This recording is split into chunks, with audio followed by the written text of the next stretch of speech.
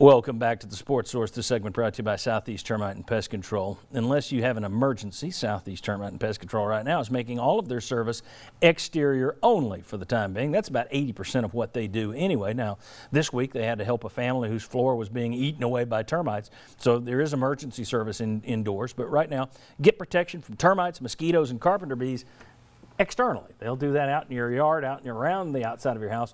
Right now, call Southeast Termite and Pest Control, another of our great locally owned, family owned businesses here on the Sports Source. Okay, this week, not to get down, but somebody asked Kirk Herbstreit about football season, and he doesn't see how there's going to be one. In his opinion, just one man's opinion, and none of us have a crystal ball, but his opinion was he thinks it's going to be very difficult to imagine college campuses open, players on campus, teams ready to play, people in stadiums, et cetera, et cetera.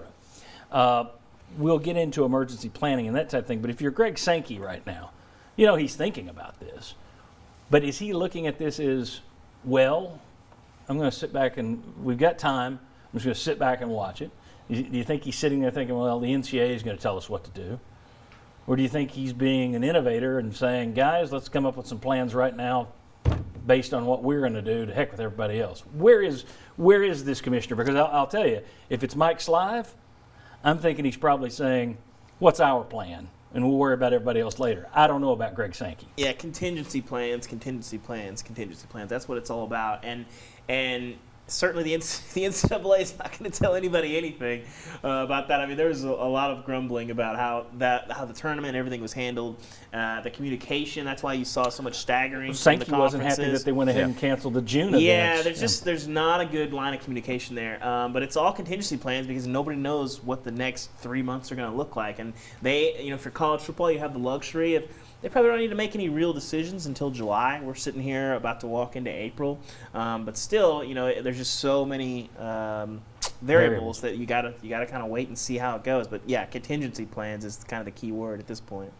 Yeah, and one of the first things that would come to mind for me would be the day within that 48 hours when the not only NCAA tournament was canceled, but the championships at the NCAA level were canceled for the spring sports, and Greg Sankey said publicly, yeah, I'd like to know what was the thought process there. And that said to me, Greg Sankey's going to start thinking, what does our thought process need to be? Because at some point maybe the NCAA will have us in the loop, but there might be times where they have their own line of thinking. We have to catch up to them, so get ahead. So I would imagine Greg Sankey is continually talking to people he trusts, whether it's within the SEC, other conferences, professional levels. If you have those contacts, take advantage of every person you can talk to come up with option A, B, C, keep going down the list for football and your other sports as well. Well, the interesting thing is, the only thing you can compare this to in terms of a break in American life, or global life, World War II.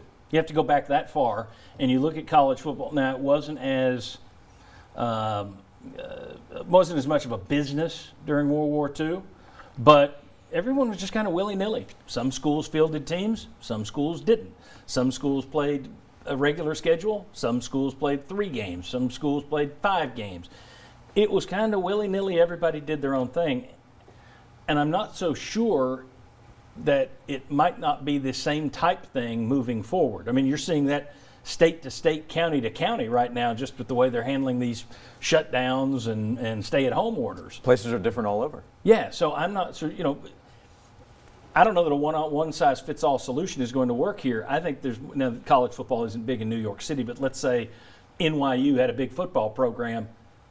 Chances of them having a football season are going to be slimmer than the University of Idaho, which probably isn't going to be hit as bad. Yeah, I mean, I think it's a matter of who is going to be sort of more cautious. I mean, these are decisions that if you're not playing football, I mean, that's a nuclear bomb on your campus because it finances so many things. And making the right decision and making the decision that is more fiscally responsible, I guess, are two very, very different things when you get to the fall. And I think you're going to see, where people's priorities lie a lot in terms of jeopardizing people's safety in the name of money. We've already seen it a little bit within our communities, and we'll see when football season comes because that's a much bigger deal. What is the SEC slogan? It just means more, I believe, if I'm correct, is the SEC slogan. But canceling tennis season, canceling golf season is not the same as canceling football season. Well, and that's one of the reasons that I've come up with a little plan here. In this scenario, let's say that doctors are saying there's going to be a second wave of this thing. It's going to hit when the weather turns cold. All right, now, the reality is it's going to be touch and go to see if they open it anyway, okay? But let's say this thing dissipates in July, August. Hey, it looks great. But doctors and scientists say November, December is going to be bad. The SEC has already lost money. If it were me, I'm a big plan for the worst guy. I got plans for everything. Yeah. Usually they blow up in my face, but I've got them. If it's me, I'm looking at this saying, how do we make as much money as we can inside this league and to hell with everybody else? That's what I would be doing. That's what I think Mike Slive would be doing. Don't know if Greg Sankey would be doing it, but the idea is, could you play an SEC-only schedule?